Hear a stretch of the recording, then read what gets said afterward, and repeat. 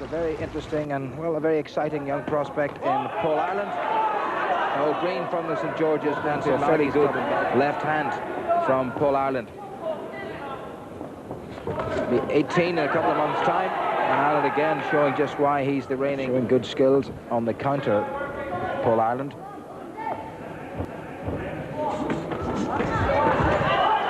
And he really can thump. Paul Ireland then in the all green, flyweight champion 3 years ago, beaten finalist last year at bantamweight. And Paul Ireland, well, a delighted grin on a 17-year-old face. He becomes the new holder of the Ryan Cup. Experience goes right back to 1988 when he was only a flyweight, 8 stone. Now he's in the 9 stone division. But in fact, he's the former Irish champion at lightweight, which is 9 stone 7. So he hops around among the weights. Ireland beaten after 3 professional contests. The former 3 times Ulster senior champion and Irish champion. His opponent from Kirkcaldy in Scotland. Oh, a left hand. And Paul Ireland, the Belfast southpaw, 22 years old, is considerably happy about that win. Gentlemen, would you welcome, please, Paul Give It All, Ireland! Commonwealth Games threat. Give the camera a smile. Very confident. He's very badly hurt, Ruger, again. Oh, foot hooks. To the end of the first. Oh, good left hand. Throughout this contest, so I'm not surprised that's happened.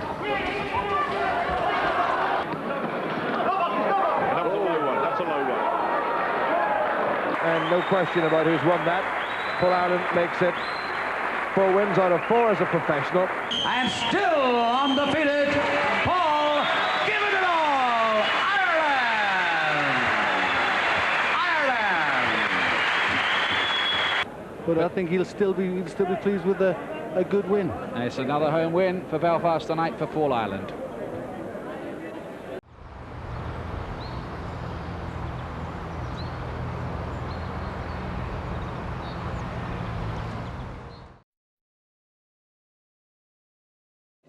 Yeah. We went to them all. Even though most of this professional face, I went unless it was away somewhere. It was on holidays or something, but definitely would always went down to support him. But the whole family.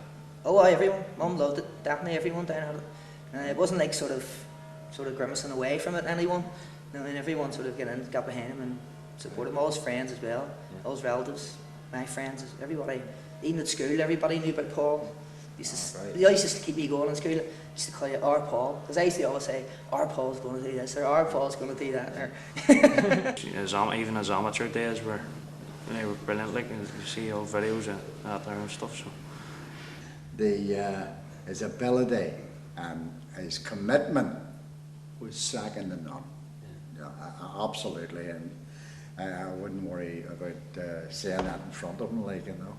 When 2 individuals meet in the ring, they gain a lot of respect for each other, win, lose or draw, because of the fact that anybody who's got the guts to get into the ring may not be my standard, but I have respect for them. Okay, they'll never, get anywhere maybe, but there's that image of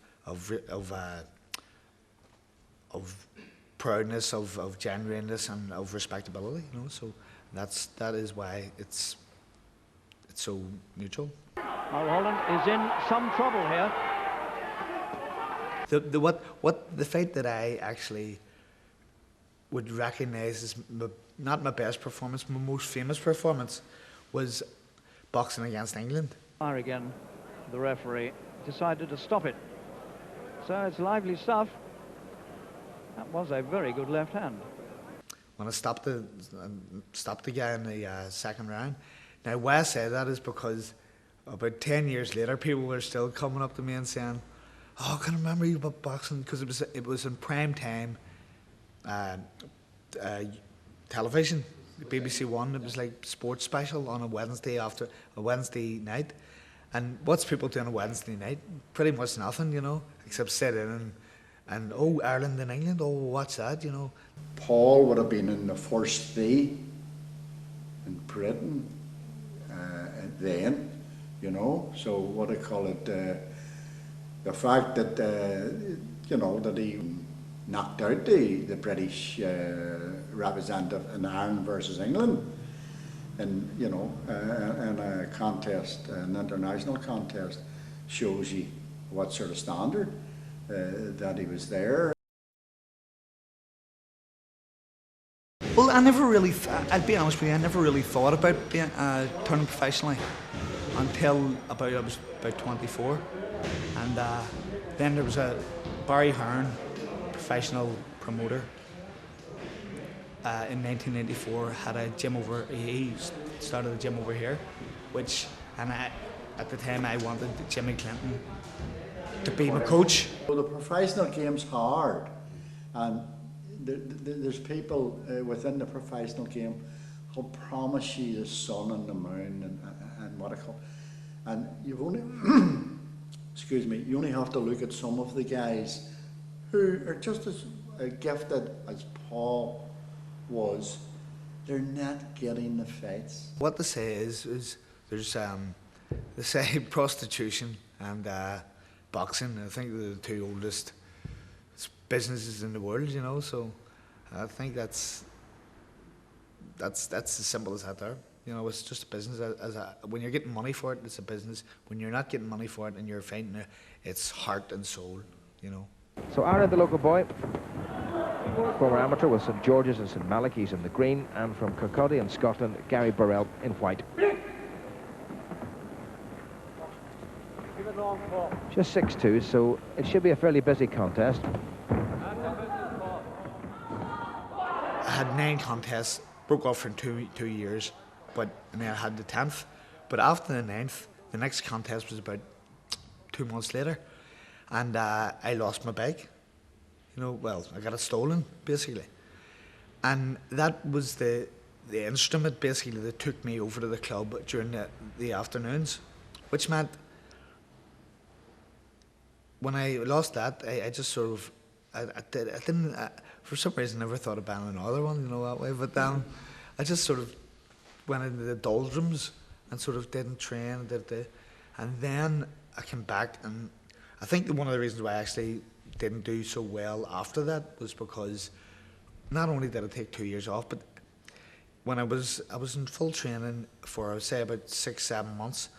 Wasn't drinking, obviously not smoking, and at the end of the day, I was getting put back. There was fights getting put back, and then at the last minute, I ended up, you know, I think it ended up just knocked sort of the life out of me a wee bit. When I eventually did get the fight, it was a little bit too late, you know, that way. It was an eliminator for a version of the world title. So you know, I was up in the high standards anyway. I says, Paul, if you can't give 100%, don't put the club on. I says, that's it. It's 100. I says, it takes 110% the program. But usually Tinga always seemed to just have the edge, and 3 knockdowns in the final round confirmed his superiority. Here's the first.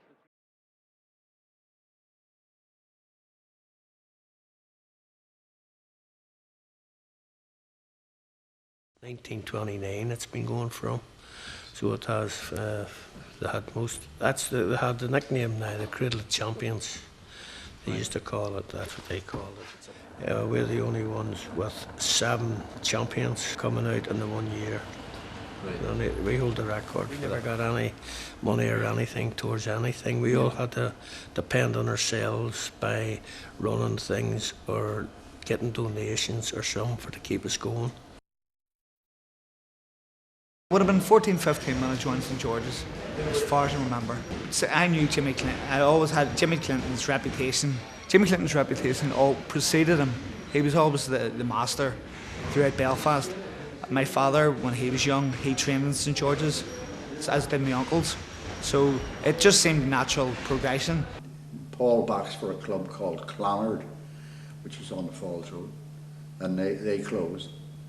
And the guy John McCann, who was one of the trainers in the club, decided he would bring Paul down for me to train.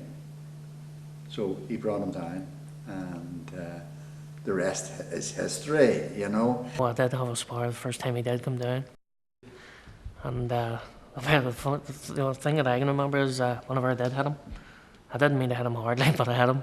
And he turned around and said to Jimmy, "Here, Jimmy, he hit me." And Jimmy turned and says, "Well, what do you want him to do?" There's very few kids that I'll box internationally and still go to university. And I mean, I used to take them home at night after finishing here or around the other gym we were in, and I would have run him up home. He lived up in Springfield, and then he had to go home after knocking his melt out of here. Then he had to go up to the house, get the books out to 12 o'clock at night or whatever, and he kept doing that. You know, he finished up, he went through, and he went through university. And I give him a lot of credit for that too. I had put in a lot of years of study, which gained me entry to university. I'd done an honours degree in sociology. Took a year out after my degree, and then went back and done a postgraduate diploma in hotel and catering management. We'll try and keep as many kids as we possibly can interested in the game. Try and keep them off the streets, give them something to do, rather than running about the streets and standing at the corners. Well, we've had many Catholic and Protestants in this club, and we still do. So we have. And they're getting on very well, so they are. They're mixing in and blending in with one another. Well, as my coach and mentor, Jimmy Clinton, would say, anybody, whether it be Ian Paisley, Jerry Adams, or anyone, can come into this ring, or can come into this club and train, as long as they leave the politics outside, or else you don't get in. You know, simple as that. Hopefully the future holds something a bit special, you know, and I think it shall, you know, because you always got to look at it positively, and that's just the way life is. Life will give you the hardships, the goods, the bads, the ups and downs, but you just got to pick it in your stride and just deal with it.